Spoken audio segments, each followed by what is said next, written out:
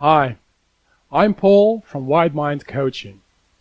Now I could start with telling you how great coaching is and how wonderful we are, but I'm sure that's not what you want to hear. I'm also sure that you won't believe it anyway just because I say so. So instead of tiring you with boring sales talk, I want to talk about the coaching process itself, so you can get a better understanding of how coaching actually works.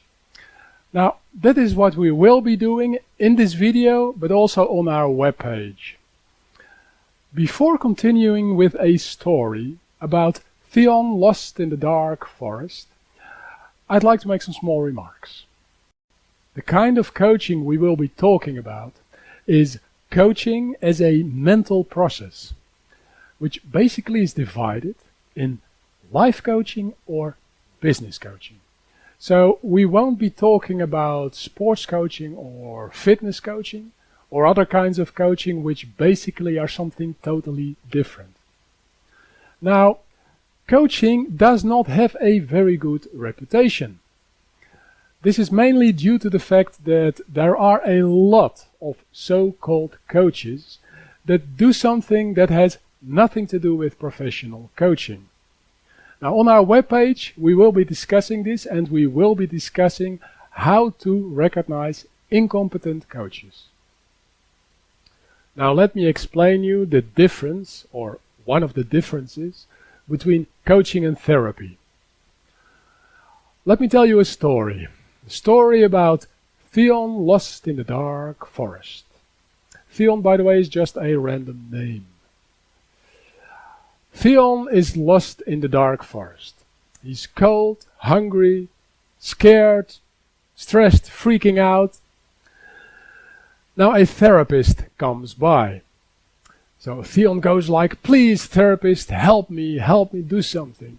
So the therapist goes like, "Okay, don't worry, relax, I will help you."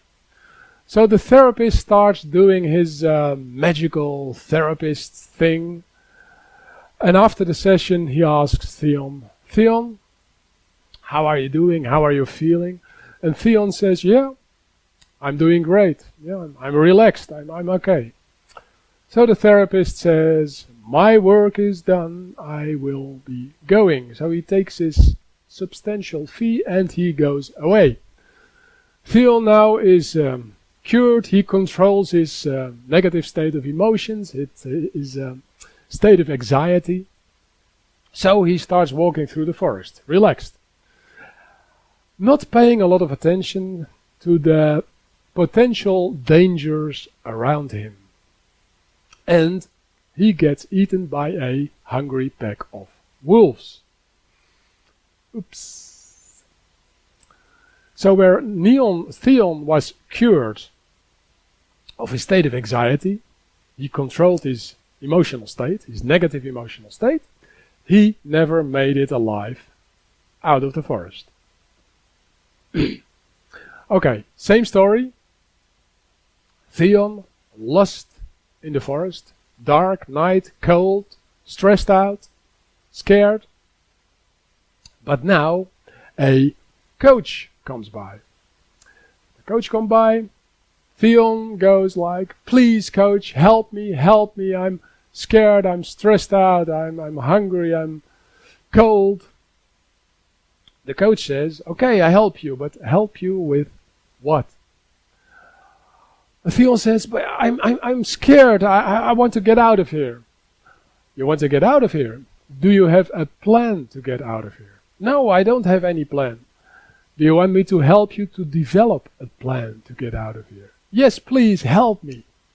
So they start developing a plan to get out of the forest, back into civilization.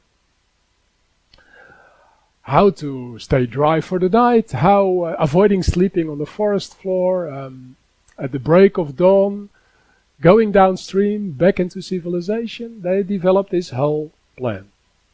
Great. So where the therapist helped Theon with controlling his negative emotional state, his state of anxiety, the coach helped him with developing an action plan, a strategy, so he would survive and get back into civilization. So why this story? It emphasizes the differences between coaching and therapy. Where in coaching, it's all about action, doing things, how to do things, how to succeed, decision making. It's goal oriented. In therapy, in general, it's more about controlling your negative emotions, your emotional state. Basically, it's about feeling better. Now, I know I'm oversimplifying things, but for the sake of simplicity, for the moment, let's leave it like that. I'll give you an analogy. Therapy is like going to the doctor. You feel a pain, so you go to the doctor, he gives you medicine or a treatment, so the pain goes away. You feel better. Yeah, you go back to the way you were before, your past state, your personal average. Now, coaching is, in the same analogy, is like going to a fitness trainer or a nutritionist, so you can start operating above your personal average, better than you were before, towards a new future state. Now, in this analogy, that would be getting stronger, getting healthier, losing weight, something like that. Now, I'm not saying that coaching is better than therapy, because each have their own place. It's like therapy is like fixing the holes in your ship so it won't sink. Coaching is like becoming the captain of that very ship. But there is no use of becoming a captain on a sinking ship. So what I'm trying to say is they all have their own place. Now, did I say that in coaching we don't work with emotions? No, I didn't. You often hear, coaching is not for people with emotional problems. Inaccurate.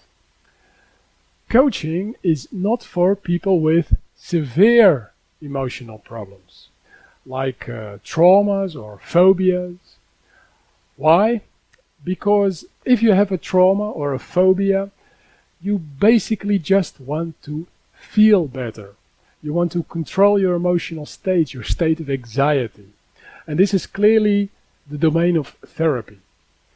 As far as coaching is concerned, the main reason people have problems with obtaining their goals or succeeding in what they are doing or making the right decisions is related to an emotional state, is related to emotions.